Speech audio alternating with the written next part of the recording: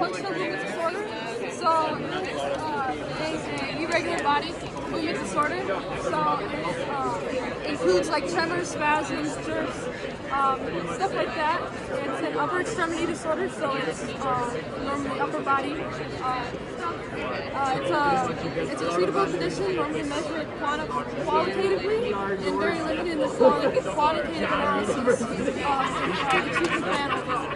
So the goal of the study was to quantifiably measure the treatment and to see how that correlates with the qualitative analysis currently being used, and then see how we can best align that with the current treatment plan. So to begin, our participants were asked to answer a series of questions being how they felt their performance was and how they felt their satisfaction was over the treatment. So they measured that on a 1 to 10 scale, pre and post treatment. Then they measured it quantifiably by a simulated drinking technique. So they reached for the cup, drank, and then released it. This was measured by a 3D motion capture system where it measured the index finger trajectory throughout the motion. And then it was used we used 2 different outcome measures to measure it, and that was to track how smooth the movements were overall.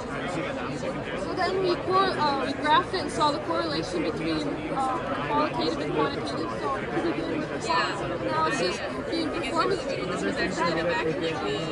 So all but 4 participants felt like they improved overall. They felt like they improved performance-wise and satisfaction-wise. You can see this is on correlation. So how they're feeling is correlated together.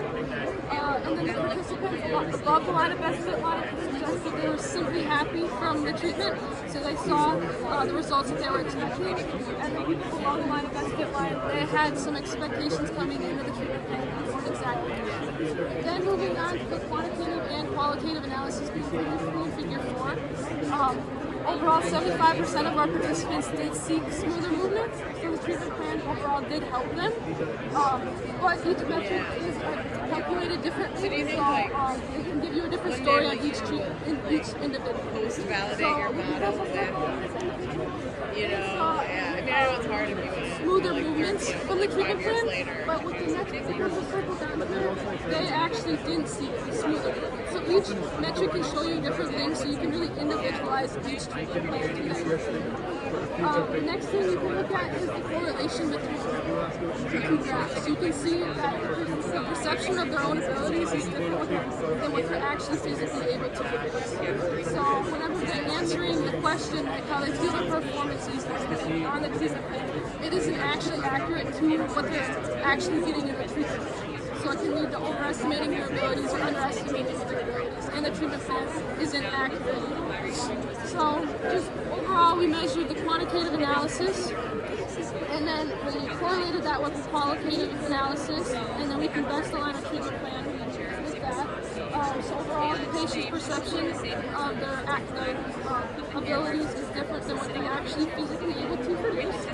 And then you can use different metrics. So use 2 different metrics to really individualize each treatment plan to the individual to really get an accurate representation of the treatment plan to see the best results possible.